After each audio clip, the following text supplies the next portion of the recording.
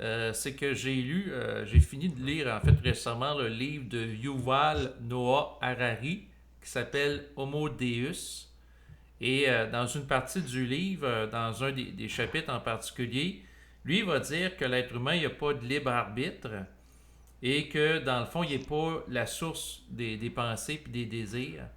Puis lui, c'est un matérialiste. Pour lui, l'être humain, là, c'est un algorithme biologique. Là, il ne croit pas Moi, à je le sais. Bon. La galerie que le titre du livre, c'est de la merde, tant qu'à moi. Tu Bon, sais, je veux dire, OK, comment tu me dis ça? On n'a pas de libre arbitre. Oui, ça dépend de quoi on parle. ben c'est là que j'allais en venir. C'est parce que pour lui, c'est intéressant, puis je trouve qu'il rejoint la perspective de Bernard de Montréal, mais dans un contexte aucunement occulte. Pour lui, l'être humain, dans le fond, c'est une créature purement biologique, un algorithme, carrément, comme il va Ben, dire. c'est peut-être ça qui est, lui. C'est le genre d'affaire que pourrait dire de l'intelligence artificielle. Peut-être que c'est ça qui est, lui. C'est une très. Peut-être qu'il est juste une créature biologique. Il est une suite de réponses à des stimuli. C'est mécanique, dans le fond. C'est comme ce que Malbranche il disait quand il lui donnait un coup de pied à un chien, puis que le chien criait. Il disait, oh, c'est comme une horloge, ça fait du bruit, mais ça sent rien. C'est comme une machine, c'est des automates. Peut-être que M. Harari est un automate. En tout cas, Peut-être qu'il n'y a pas d'âme. en tout cas, il se considère comme ça, puis pour lui, Bon, ben, dans, s'il se considère comme ça, c'est ça qui est. ben, c'est, dans le fond, On est ce c'est, qu'on pense, ben, ça dépend. Là. C'est-à-dire que si, quelque part. Même si on pense pas. ouais, mais là, c'est ça, c'est bien subtil. Mais bref, lui, ce qu'il dit dans son livre, puis ça, c'est en page 307, c'est que lui, il dit on choisit pas nos pensées et nos désirs, mais on les perçoit et on va être influencé par ces éléments-là, puis on va agir en fonction d'eux. Puis lui, il dit que les désirs proviennent de réactions biochimiques du cerveau, que pas. Je vais lire un peu, puis après ça, je vais te laisser commenter, là. Moi, c'est Mais, pas, je vais l'oublier. Faudrait quasiment que je prenne des notes. ok, bon, je vais te laisser commenter à ce stade-ci, puis je continuerai un peu plus Ben là, tard. je me rappelle plus, là. OK. Mais en tout cas, bref, il y a une vision que, dans le fond, la pensée ou les désirs qui émergent sont des réactions biochimiques du cerveau. Comment est-ce qu'il explique le fait qu'une pensée peut engendrer un changement biochimique dans le cerveau? Parce que lui, au niveau de la cause, c'est là que j'allais en venir, il va dire que les pensées, dans le fond, sont liées avec l'influence des préjugés de la société, histoire personnelle et patrimoine génétique, puis des phénomènes aléatoires par rapport à des circuits neuronaux qui vont se former ou déformer ou ce qui se transiger de l'information. Bon, c'est parce que jusqu'à un certain point, ça marche pas. Parce que si tes pensées sont liées à la biochimie de ton cerveau, comment est-ce que c'est possible que quelqu'un volontairement puisse entretenir une pensée qui va modifier la biochimie dans son cerveau? Là, je parle de choses vérifiables cliniquement. Oui, tu sais, Comment est-ce qu'il explique ça, lui? Il dit que ça va rien que dans un sens. ah, mais Tu sais, il y a une traite-là vision. d'un problème. Mais encore là, il y a une nuance à apporter parce qu'il y a une vision systématique des choses où l'être humain, pour lui, va influencer d'autres êtres humains et vice-versa. Tu sais, C'est pas de ça c'est. que je parle, là. Ben là, c'est parce que l'être humain peut s'influencer lui-même. Ou ce que. Hein? Ben oui, mais la pensée, elle vient d'où si l'influence?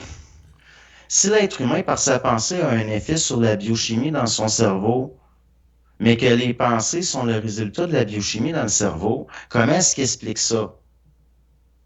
Il va expliquer ça par des facteurs La volonté, elle aléatoires. vient d'où? Il y a le libre arbitre, il y a quelque chose qui est venu modifier, puis c'est pas une mécanicité autre que la volonté d'une modification Mais quelque lui, il va part. dire que c'est une impression de libre arbitre, puis c'est en lien avec l'activité des gènes, puis des circuits neuronaux qui Oui, se parce qu'il y a une connectent vision entre eux. mécanique Ouais. de cause à effet total. Moi aussi, j'ai une vision mécanique de cause à effet total. L'affaire, c'est que moi, je pense qu'il n'y a pas juste l'aspect comme brut, mécanique, comme lui il pense. À mes yeux, il y a des strates plus subtiles.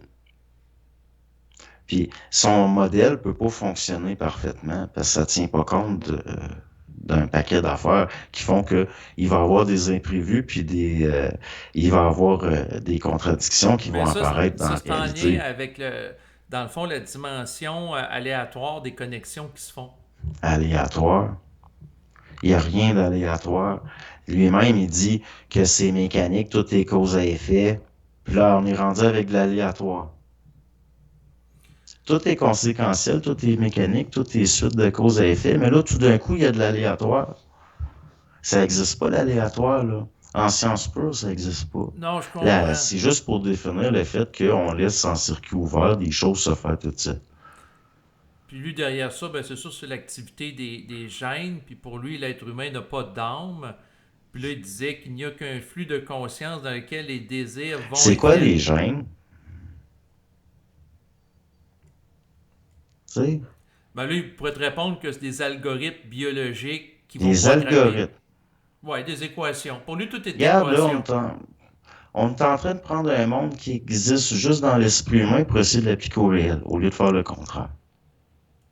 Lui, là, il s'en va, là, direct dans l'autre opposé. Il y en a, ils s'en vont, je veux dire, ils s'en vont dans la spiritualité totale, se dissoudre dans le nirvana.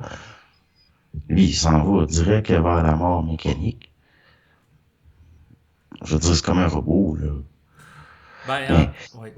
c'est correct, c'est correct, mais que quelqu'un comme ça, par contre, vienne après venir défendre des valeurs liées à la morale, là, je le prends pas, lui, il a pas l'autorité, non. Il est pas, il peut plus, de la façon qu'il fonctionne, il fait partie d'un pan de la case des Clercs qui existe juste depuis récemment. Donc, à mes yeux, ça n'a pas de vrai, je veux dire, il y a rien à faire avec ça. Mais il y a des J'apprendrais rien. Même Oui. lire Bergson, c'est mieux que lui, là. OK. Mais dans le fond, lui, par rapport à son livre, c'est un livre qui parle des développements possibles du futur de l'humanité, puis il parle beaucoup par rapport à l'intelligence artificielle. Puis là, il explique que, dans le fond, l'intelligence artificielle, c'est en lien avec des algorithmes informatiques. Puis il dit que lorsqu'on passe à un stade où les algorithmes informatiques traitent plus rapidement l'information que les algorithmes biologiques, les êtres humains, donc on va arriver à un stade qui appelle le dataïsme, où on va sombrer dans une religion des données parce que les ordinateurs vont être capables de traiter plus rapidement l'information que les êtres humains. Ils vont se suicider avant d'être une religion, ce monde-là. Voyons, une religion des données. Oui, le dataïsme, c'est-à-dire que Ben, ça l'être... ressemble au dadaïsme. Non, là, Regarde, là, je sais pas, mais je comprends même pas pourquoi on parle de ce gars-là. Ben, tu sais, je veux dire, ben, en fait, il amène le concept que la pensée vient d'ailleurs, mais dans un contexte athée, non religieux, non occulte, non spirituel. Lui, c'est vraiment... elle vient d'où, pour lui? Ben, c'est ça, c'est parce que lui, pour lui, la pensée est le résultat de l'activité des gènes. En, Donc, elle vient pas d'ailleurs. Elle est le résultat de la mécanicité biologique. mais pour lui, elle vient d'ailleurs que la Non. subjectivité de l'individu, puis l'idée d'un moi unifié, pour lui, Non, c'est une non, chimère. elle vient de partout. C'est pire que d'ailleurs. OK. Elle vient de partout sauf de toi. Tu sais, je veux dire, on est tombé dans un autre extrême. Une autre affaire, une autre folie. La folie totalement contraire, mais c'est de la folie aussi. Ça, là, ça aboutit à l'eugénisme et à des affaires de même. Cette pensée-là, là, ça aboutit, là, les expériences que les Japonais ont faites en Mandchourie, c'est à ça que ça aboutit de la pensée de même. De penser que tout est mécanique, que la pensée, tu sais, c'est mécanique, que tout est... Là, avec des pensées de même, là, on aboutit à des élevages de poulets, là. L'être humain va être considéré comme un automate mécanique, puis il va être traité comme tel. Ben, en fait, en lien avec ça, il veut mettre en garde l'humanité contre les dérapages de ce que je perçois de son livre, dans le fond, du dataïsme vers lequel on se dirige. C'est-à-dire Ouais. que, dans le fond, avec le développement rapide de l'intelligence artificielle, l'informatique, la technologie, ce qui va arriver, lui, il dit, c'est qu'on va se ramasser avec des masses d'individus Ben oui, mais inutiles. David, le gars, là, qui te met en garde, là, contre cette religion-là, là, c'est sa religion à lui. Puis ce qu'il fait, là, c'est le prosélytisme de ça. Il est pas en train de nous mettre en garde contre ça. C'est sa religion. C'est ça, sa religion, tu viens de me le dire. Je veux dire, c'est sa religion à lui, c'est son problème à lui. Qui va nous mettre en garde contre ses dérives à lui? Mais encore là, il y a une situation sociale où ce que dans les faits, lui donnait comme exemple au niveau historique, parce que c'est un historien de base, il expliquait que la notion d'humanisme a fleuri dans une époque où les industriels avaient besoin d'une masse humaine de travailleurs. Hein? L'humanisme, ça apparaît à la Renaissance. On est loin de l'ère industrielle, là. De quoi il parle, là? Mais en tout cas, bref, lui, L'humanisme, là, ça commence avec Pétrarque. Pour la première fois, un littéraire va décrire, selon sa propre expérience, l'ascension de la descente d'une montagne, mais c'est dans un style totalement nouveau pour des latinistes. L'humanisme commence là, parce que c'est le point de vue du gars qui écrit ouais, la pour la première subjectivité, fois. là. Mais lui, Ça commence là, ben c'est ça qui va aboutir à.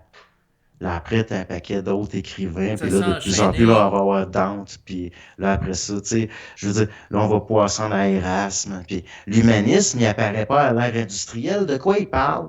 Mais ce que disait Fleury, dans le sens que les droits de Oh, l'homme, c'est plus une affaire de 19e siècle. hein? C'est une affaire de 18e siècle, les droits de l'homme. C'est les idées des Lumières. Voyons, il sort d'où, ce gars-là? Je la pogne pas, là. Mais je vais On essayer n'est de. même plus dans ces idées-là, on n'est même plus dans les droits de l'homme. Là, on est dans un ère post-industriel, on est dans le post-moderne, là. Non, non, là, on change, mais en fait, je vais t'expliquer son raisonnement. C'est un arnaqueur intellectuel, tant qu'à moi, à date, là. OK. Peut-être que tu me l'expliques mal, je sais pas. Peut-être que j'explique mal. Je vais essayer de clarifier ce que j'ai compris de son propos.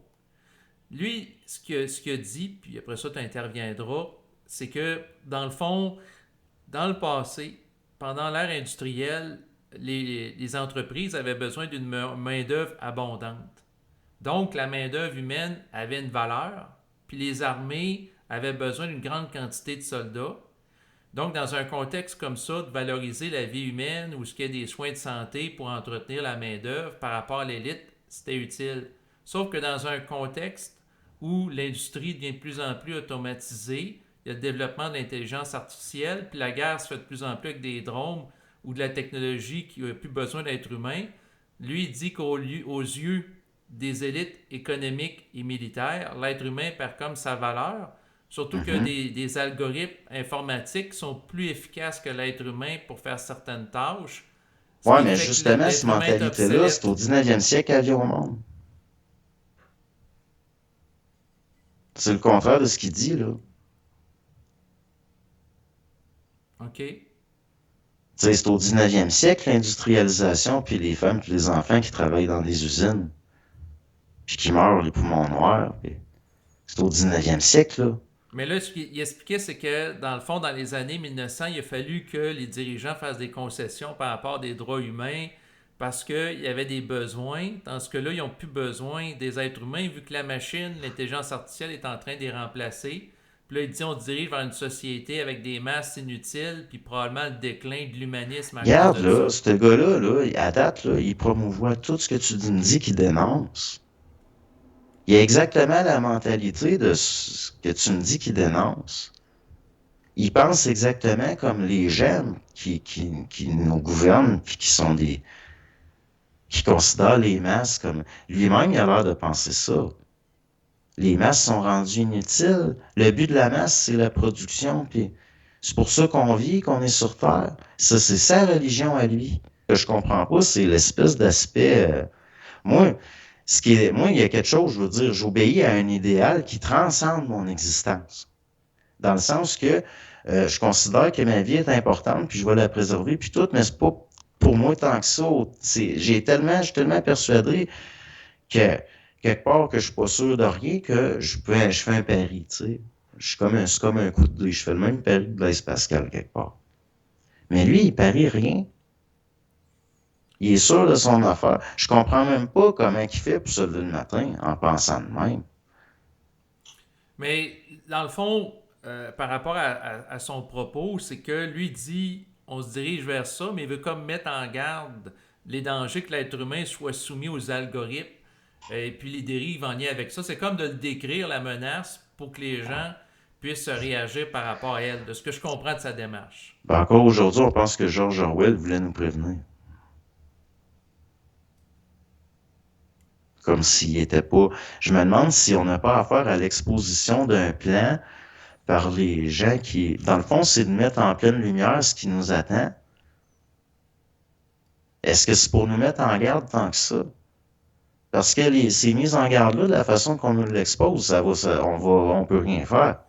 Ben, c'est présenté que si on reste sur le pilote automatique, c'est comme une fatalité s'il n'y a pas un meilleur Ben oui. encadrement de l'intelligence C'est, artificielle. c'est sa définition de l'être humain, le pilote automatique, David.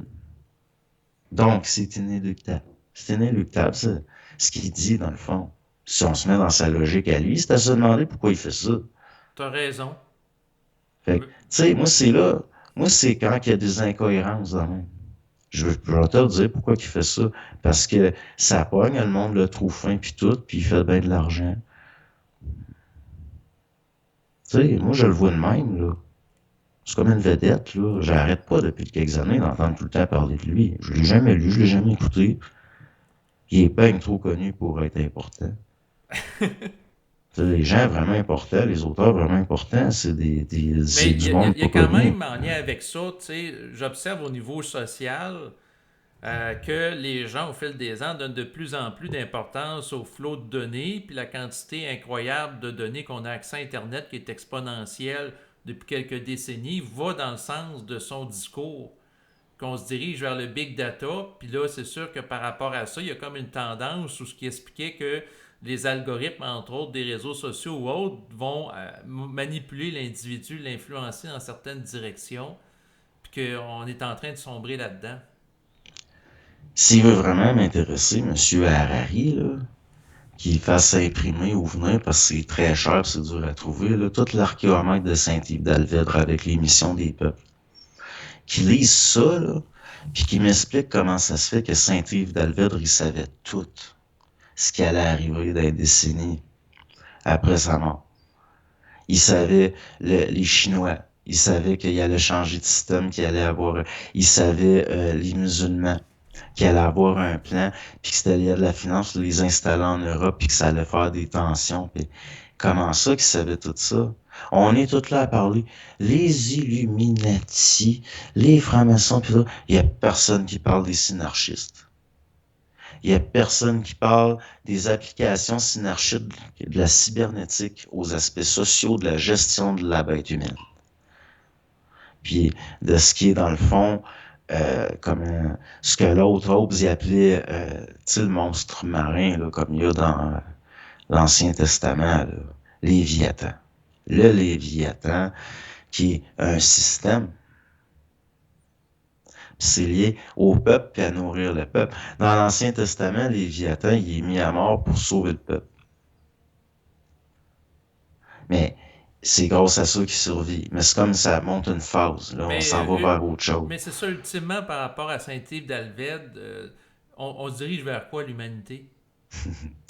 L'affaire, c'est pas vers quoi, mais comment. OK. Parce que moi, le vers quoi, je peux pas checker ça. Je peux pas. C'est le comment. Parce que lui, ce qu'il dit, c'est que on est gouverné par. Dans le fond, si tu lis entre les lignes, là, il y a différentes cliques. Mais ce qui est inéluctable, c'est qu'il va y avoir rien qu'une clique à un moment donné. Ça fait partie des lois de la nature. C'est comme, tu sais, l'Europe au début, c'est tout des petits royaumes, puis là, plus ça va, plus t'as des pays, c'est plus, t'as moins de pays qu'il y en avait, ils sont plus grands un peu, puis là, à un moment donné, t'as du monde qui décide, oh, on va faire l'Union européenne. Puis ça, les premières idées que ça sort, c'est dans des sociétés secrètes en Autriche, dans les années 1800 quelques. C'est spécial, là, parce que tout ce qui se passe en ce moment a été pensé, réfléchi, appliqué, même quand ça a l'air des imprévus aléatoires. Puis là, de nous vendre qu'on s'en va vers ci ou ça, que ce soit Yariri ou peu importe, là, j'y crois plus ou moins. Parce qu'à date, ce qui se passe, comme ça a été dit, c'est pas eux autres qui en ont parlé. Puis l'affaire, c'est que même il y a au-dessus de... Ça va faire, là, c'est vers 2011-2012, quand je parlais sur des forums, puis que j'expliquais qu'il allait avoir un agenda pour, tu sais, une confusion des genres, puis que ça allait être dans les écoles, puis le monde, il me traitait de fou. Mais ces affaires-là, je les savais. Je les savais pas par de la canalisation. C'est parce que tout est décidé par des groupuscules, toujours. T'as différentes strates, t'as différents clics, t'as différentes Mais là, affaires. justement, par rapport à ça, est-ce que c'est décidé à l'avance depuis longue date qu'éventuellement il allait se développer des ordinateurs, de l'intelligence artificielle et que l'être Ben humain oui, finirait par être dirigé par des algorithmes qui lui on dicteraient. sera jamais dirigé par des... On Ben, va être dirigé avec, mais pas par. ben, Eh présent, là, la nuance. présentement, je te dirais de plus en plus, les algorithmes ont une grande influence sur la vie des individus et, Oui, par. oui, C'est pas mais eux autres qui... L'influence, il y a quelqu'un en arrière qui a décidé que oui, l'algorithme c'est allait ça, il a aller dans programmé tel... des algorithmes, sauf que l'être humain a programmé des algorithmes, c'est vrai, mais j'ai l'impression qu'on en vient à un stade où la création échappe à son créateur. Et C'est là que je te dis, il y a une crosse.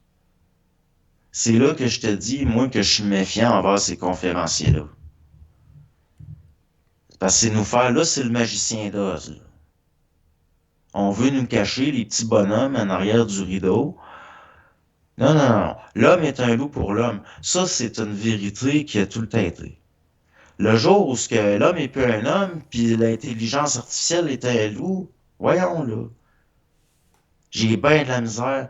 J'ai bien de la misère. Sachant la nature humaine, le jour où, si jamais là, ces technologies-là menacent le pouvoir de ceux qui l'ont, ils les vont être les premiers à la détruire. Tu peux être sûr. à C'est moins sûr, qu'ils sûr, sûr. sombrent avec elle en étant soumis à elle malgré eux. Voyons donc, David. On essaie de nous faire à croire que c'est des fous tant que ça, là.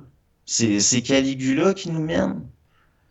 Ben, quoi qu'il en soit, j'avais déjà écouté une vidéo où quelqu'un qui avait travaillé comme programmeur par rapport à un réseau social de jour s'est fait prendre au jeu parce que dans sa programmation, il fallait qu'il rende la chose tellement addictive que les gens passent un maximum d'heures dessus que le soir, dans son temps de loisir, il était rendu dépendant à ça. Puis il avait fait Ah oui, comme un mais lui, c'était un témoignage. programmeur. Ben, oui, mais c'est parce C'était un employé. oui, je sais, mais il était quand même pris avec, entre guillemets, sa création qu'il a programmée. Ah oui, mais le monde qui le payait, là, parce que qu'il était pris dans sa création. Non, mais lui, il s'est Bon. fait prendre au jeu, puis il se sentait coupable de tout ça. Puis ça donnait place à un documentaire qui s'appelle Social Dilemma là, sur Netflix, que j'ai trouvé intéressant, où il expliquait que finalement, il regrettait ce qu'il a fait parce que lui-même, il a été confronté à une problématique dans sa vie personnelle. Et présentement, je veux dire, c'est un fait que les gens deviennent de plus en plus dépendants ou accros aux réseaux sociaux ou YouTube qui va tout le temps refiler le même type de vidéos pour garder les gens à nourrir des croyances, que ce soit la Terre plate qui a augmenté à cause que les gens qui écoutaient des vidéos, ça les relayait constamment. Là, c'est un phénomène social qui a amené le phénomène des platismes, là, entre autres. Là.